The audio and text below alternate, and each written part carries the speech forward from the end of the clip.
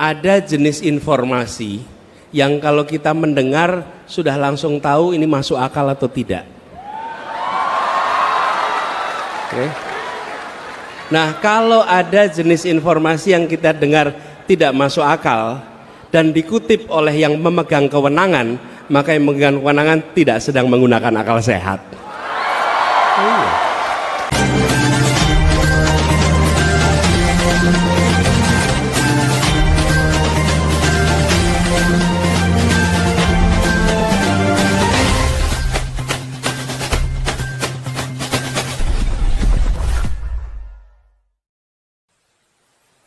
Jangan lupa subscribe.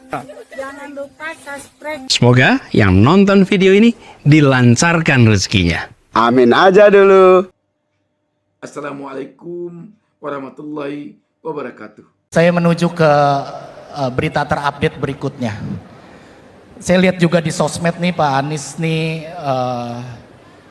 lagi dibilang Pak Anies lewat timnasnya pengen menghapus BUMN dan mengganti dengan koperasi kalau menang.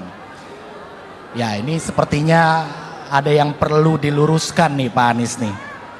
Bahkan sudah diberikan statement sambutan dari yang bersangkutan gitu.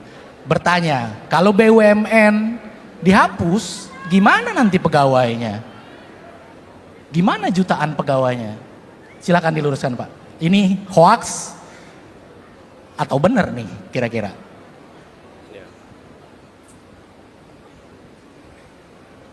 Jadi gini, ada jenis informasi yang kalau kita mendengar sudah langsung tahu ini masuk akal atau tidak. Oke. Nah, kalau ada jenis informasi yang kita dengar tidak masuk akal dan dikutip oleh yang memegang kewenangan, maka yang memegang kewenangan tidak sedang menggunakan akal sehat.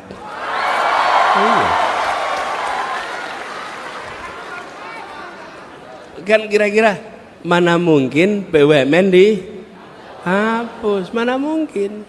Jadi ketika kemudian itu malah Pak Menterinya yang ngomong, loh Pak Menterinya memang nggak berpikir kritis gitu. Di mana critical thinkingnya gitu kira-kira. Ini sebelum ngomong soal substansinya ya. Jadi ketika mendengar informasi itu kita bisa nakar, oh ini masuk akal atau tidak gitu. Ini jelas tidak masuk akal. Nah, apa yang terjadi? Malah justru harus ditata ulang. Kelihatannya BUMN kita ini sudah banyak yang mengalami problem yang terlalu besar. Kita nggak usah bahas di sini problemnya. Nanti kita mengalami penambahan pikiran. Tapi yang saya ingin sampaikan bahwa itu tidak benar, itu fitnah dan fitnah yang tidak masuk akal. Kemudian kami ingin tegaskan, BUMN ke depan adalah BUMN yang menjalankan fungsi negara. Negara itu punya dua tangan, satu namanya birokrasi, satu namanya korporasi. Yang disebut birokrasi itu kementerian, dinas, badan, itu birokrasi. Yang kedua namanya korporasi, BUMN, BUMD. Okay? Dua-duanya punya tugas melakukan pembangunan. Jadi badan usaha milik negara jangan dipandang sebagai badan mencari untung bagi negara. Negara tidak bekerja mencari untung. Saya tadi malam katakan negara tidak berdagang dengan rakyatnya. Okay? Jadi dia menjalankan fungsi pembangunan.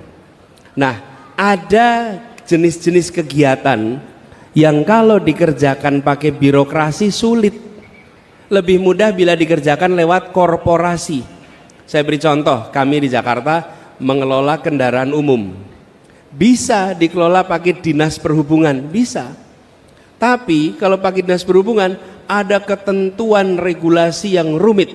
Kalau belanja pencatatan aset rumit sekali, aset negara. Mau melepas aset rumit sekali, mau merekrut orang rumit, mau mengganti orang rumit. Kenapa? Karena itu adalah pegangan birokrasi. Tapi ketika ini jadi korporasi, PT, badan usaha milik negara, milik daerah, apa yang terjadi? Belanja mudah, membuat kontrak mudah, melakukan rekrutmen dan pemberhentian mudah, ada kelenturan korporasi. Nah ini yang diharapkan ke depan. Jadi kita negara mengandalkan pendapatan dari mana? Satu dari pajak, yang kedua dari pendapatan non pajak dari misalnya sumber daya alam dan lain-lain. Tetapi badan usaha milik negara bukan diarahkan untuk mencari keuntungan, tapi diarahkan untuk menjalankan fungsi pembangunan yang baik kalau punya untung, tapi bukan sebagai prioritas nomor satu. Gitu kira-kira. Baik, jadi sudah dipastikan hoax ya.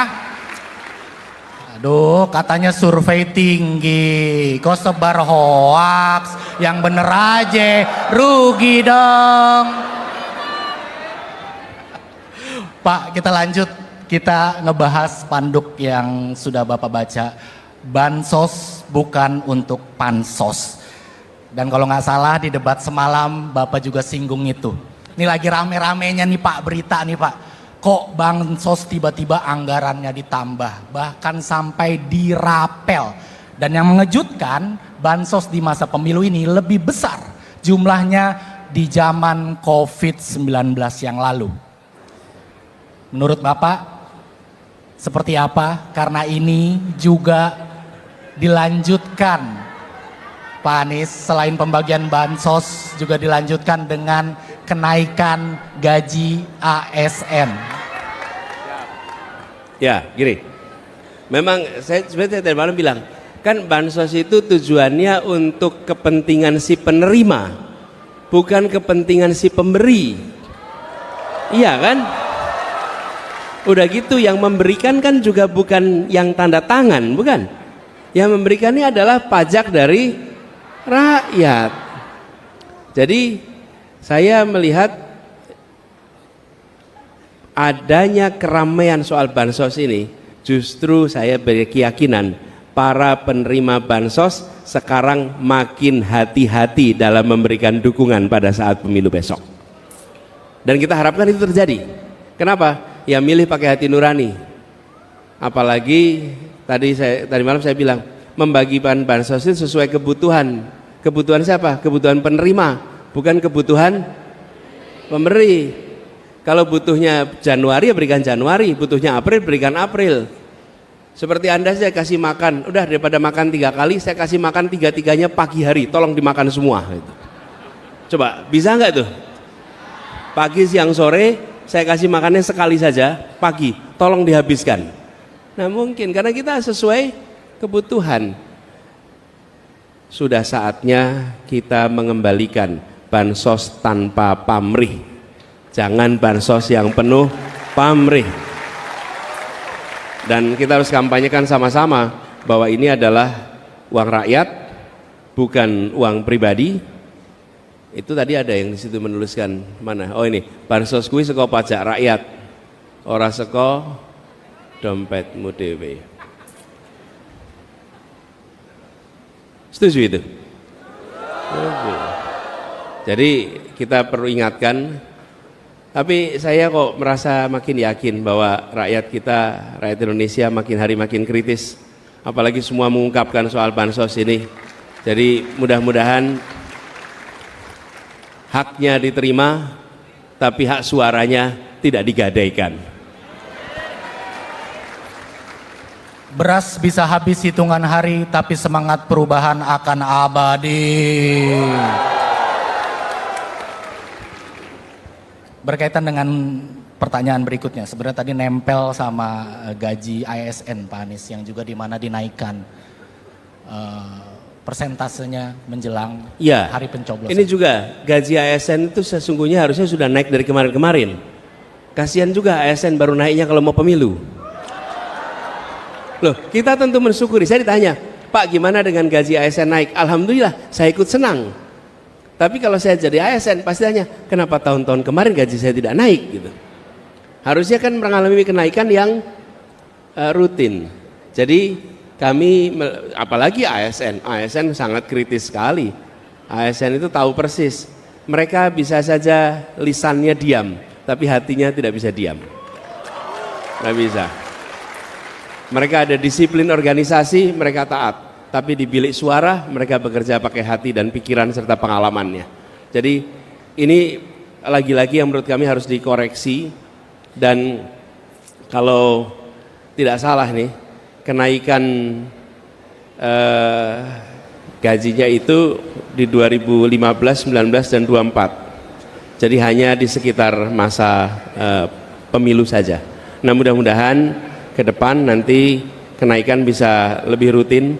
Kami juga berencana untuk TNI, Polri, ASN bisa mendapatkan peningkatan gaji secara rutin.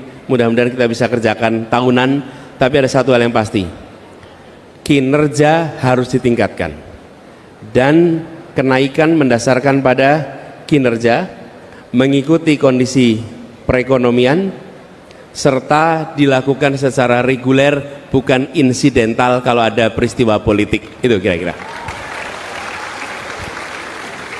Jadi khusus tentang persoalan fitnah yang mengatakan bahwa Anies atau timnya mengatakan BUMN akan dihapus. Inilah yang disebut fitnah yang jauh lebih kejam dari pembunuhan itu. Mungkin karena sudah kehilangan akal, tiap hari ditebar ke publik, dirilis ke publik bahwa hasil survei menunjukkan surveinya tertinggi. Cuma dalam kenyataannya mungkin terendah. Makanya dilakukan berbagai cara, termasuk cara yang tidak baik dengan cara memfitnah. Inilah yang disebut fitnah yang jauh lebih kejam dari pembunuhan itu. Kita waspadai dan kita berlindung kepada Allah dari segala bentuk penghalalan segala cara yang dilakukan kelompok yang haus kekuasaan itu. Demikian, wassalamualaikum warahmatullahi wabarakatuh.